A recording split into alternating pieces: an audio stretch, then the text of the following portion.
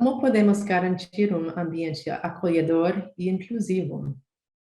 Como a diversidade é relevante? Como usamos grupos heterogêneos para alcançar esse ambiente?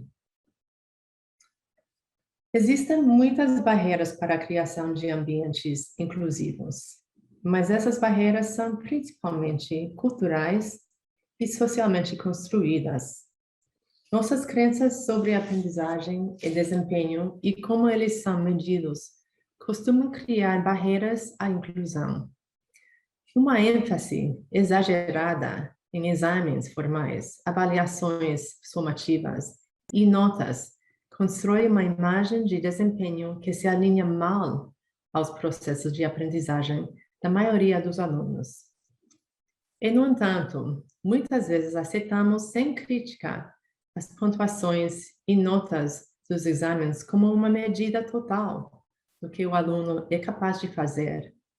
Na verdade, construímos nossos sistemas educacionais com base nessas métricas, cimentando em nosso ecossistema a prática de categorizar os alunos por métricas rígidas e tendenciosas, em vez de métricas mais equitativas, como crescimento ao longo do tempo, flexibilidade intelectual, capacidade de aplicar o conhecimento de maneiras criativas, e etc. Nossos sistemas encorajam a conformidade ao invés da diferença. Qualquer pessoa que tenha 2 ou mais filhos pode contar muitas histórias sobre como cada criança executou tarefas diferentes na mesma idade. Então, mesmo em nossa experiência limitada como pais, sabemos que 2 crianças com os mesmos pais, criados no mesmo contexto familiar, se desenvolvem de maneiras diferentes, em ritmos diferentes.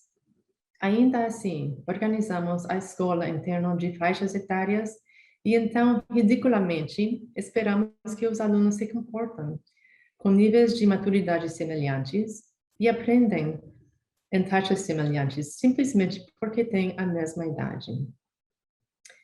Embora seja muito importante fazer mudanças na desigualdade estrutural, também podemos fazer mudanças na forma como preparamos e apoiamos os professores para que eles se concentrem em outros aspectos do processo de aprendizagem. Para criar ambientes acolhedores e inclusivos, os professores devem, primeiro, concentrar-se no que os alunos podem fazer e criem tarefas de aprendizagem a partir de onde os alunos estão. Estejam atentos aos alunos e às perguntas que eles tenham e integram-as aos planos de aula e currículo. Criem muitas oportunidades para que os alunos falem, discutem, descrevem, analisem e compartilhem o que estão aprendendo. E organizem a sala de aula, o currículo e todas as atividades relacionadas para permitir o máximo de input, envolvimento, engajamento, colaboração e participação do aluno. Um veículo óbvio para essas práticas pedagógicas são os grupos heterogêneos. Eles abordam todas as práticas de ensino identificadas anteriormente. As tarefas de trabalho em grupo são complexas e requerem diferentes tipos de participação de cada membro do grupo.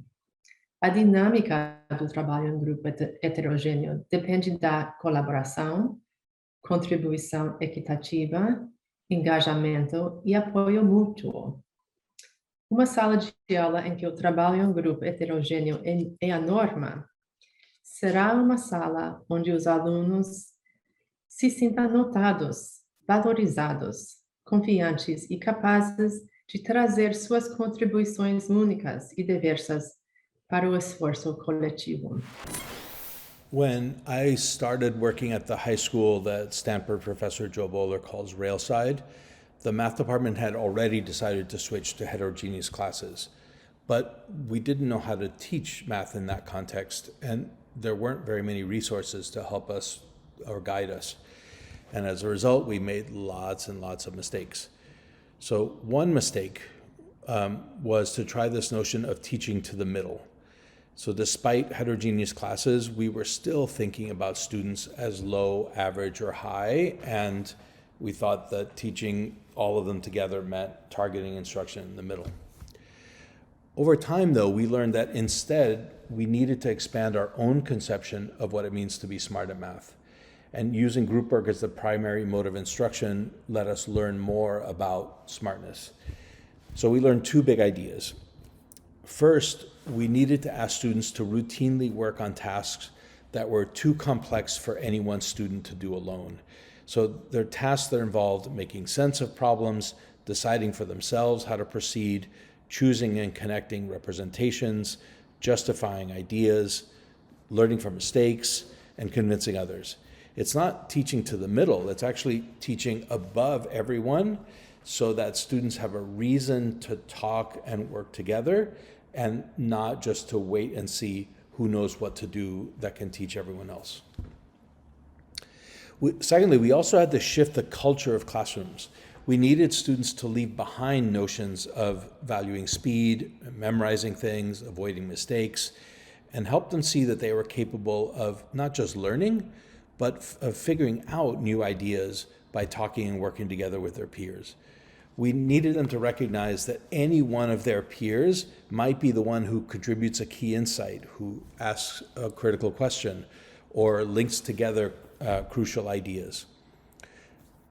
Teamwork, vulnerability, empathy, open-heartedness, those are all the attributes that make a math classroom more powerful and more successful, but only if we make curricular choices that value those personal attributes as much as a large and expansive definition of what it means to be smart.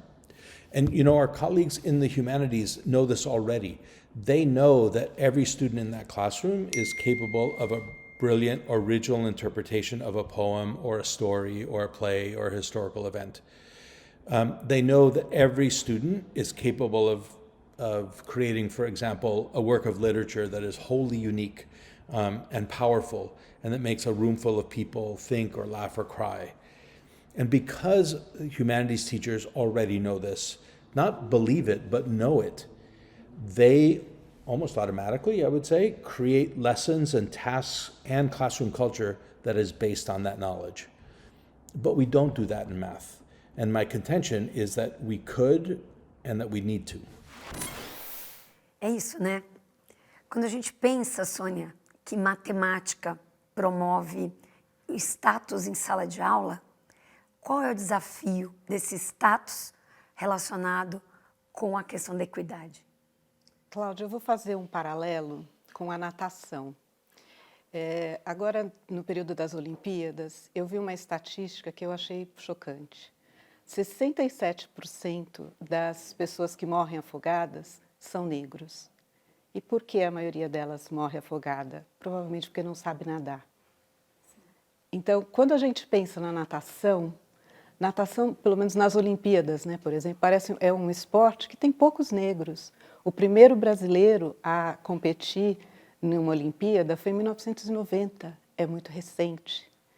E quando a gente olha, né, para os negros, sempre teve uma ideia meio comum de que talvez a compleição física negra não combina com nadar, tem outro tipo de musculatura, o esporte é corrida, ou até, por exemplo, o caso da ginástica olímpica.